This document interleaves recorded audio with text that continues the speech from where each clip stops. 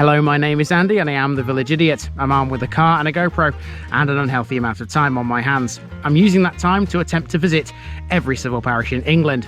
You're watching the Newark and Sherwood series, a district of 84 civil parishes right in the centre of Nottinghamshire. Come with me as we delve into one of them.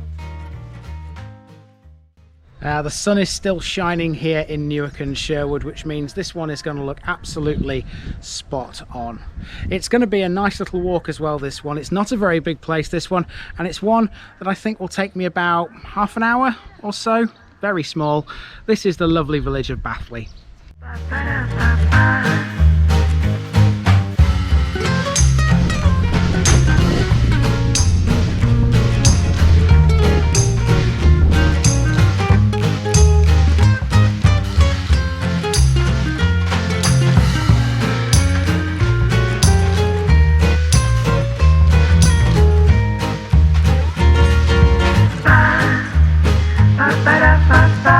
This Newark and Sherwood video is sponsored by Past Days, a family history blog by June Terrington. You'll find a link in the description.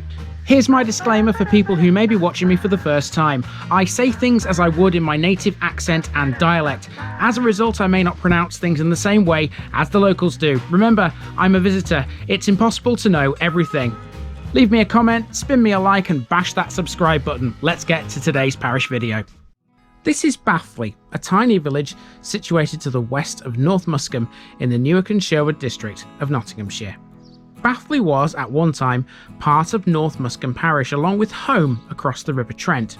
We're only a mile to the west of the A1 and 4 miles north of Newark here. The parish's eastern boundary at one point is the East Coast Main Line. For a place that's so small, it does have a few hidden gems like Grange Farm, originally built by the monks of Darley Abbey and the founding place of the Lily Charity at Newark. Bathley is recorded in the Domesday Book as Baddeley. It's heavily reliant on agriculture and it's situated in the heart of arable farmland. It's almost like being in Lincolnshire. It's so quiet too, so much so that I think only 3 cars passed me whilst I was walking around here. The locals are keen, it would seem, to keep it that way with signs like this. The main street turns a corner at this point here, but you can continue over this field via a public footpath. This field had some horses in it, and later on we'll be coming back this way.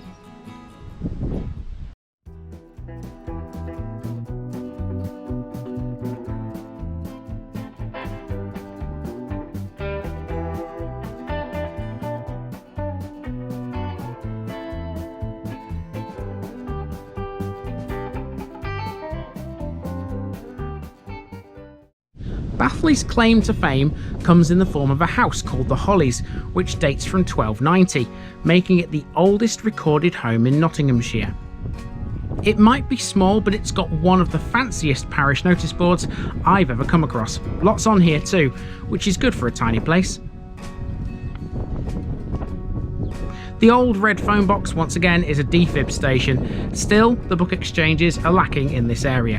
One of these times a phone box may still have a working phone too. The jury is still out on whether Bathley had a chapel of ease in the era when Trent floods would prevent the faithful reaching North Muscombe's church. Chapel Lane suggests it might. There's no doubt about the war memorial, however. This is a small stone with a metal plaque on this small village green. The green once provided a wartime haven for pop singer Adam Faith. Bathley has a garage. There's one amenity I never expected here. Named Bungalow Garage, this is the base of J.L. Pollard. If you need your car MOT'd, this is the local place to go.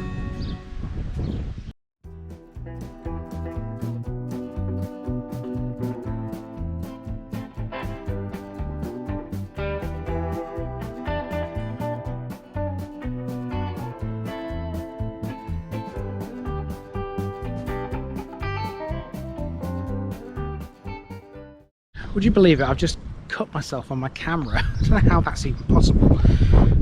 Thankfully it's not too bad, as you can see, but anyway, we're at the Crown. This is Bathley's pub.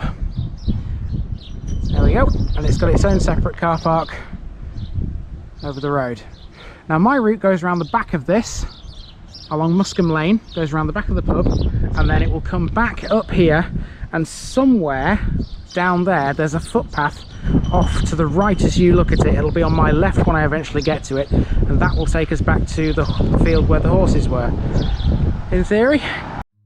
As Bathley does not have a hall of any sort, the Crown Inn public house is used for family parties, christenings and funerals, as well as parish council meetings. Next we follow Muscombe Lane, which like most of the rest of this village has no footway, and this is the narrowest part of the walk too. Once again though, we are spoilt in this part of the country when it comes to public rights of way. I've never explained what they all are and what they mean, but here I've got chance to. Here we're at Green Lane, which is a restricted byway. That means you have the right to pass on foot, on horseback, and vehicles can also pass too if they're not mechanically propelled, like for example bicycles. Footpaths are exactly that, designed to be taken solely on foot. Bridleways are different. Horse-drawn vehicles are not allowed, but you are allowed to ride a horse or lead a horse on those. In all of those cases, motor vehicles are not permitted.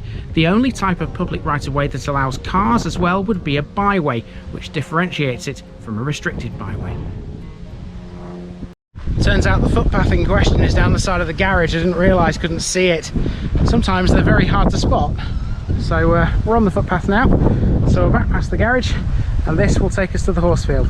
We're now at the field we saw earlier after walking around the garage in a little loop.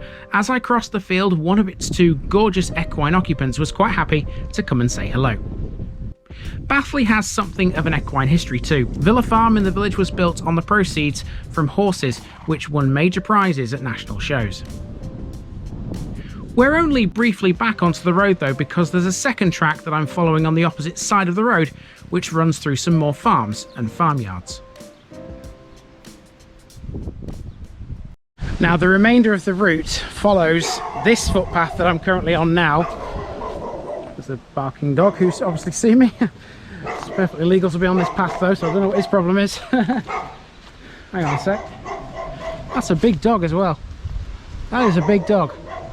I don't think you can see through the trees, but that's a big dog. Thank God there's a fence between me and him. Anyway, I'm on this footpath and the remainder of the route basically takes me back up to where the car's parked on Main Street. It follows quite a jagged path. It's not straight. Probably going through a few fields and whatnot, around things like this. Wow. And to be honest with you, I don't think there's much left to film here in Bathley, so I'm going to give you today's picture bit while I make my way back to the car, and I'll see you when I get there.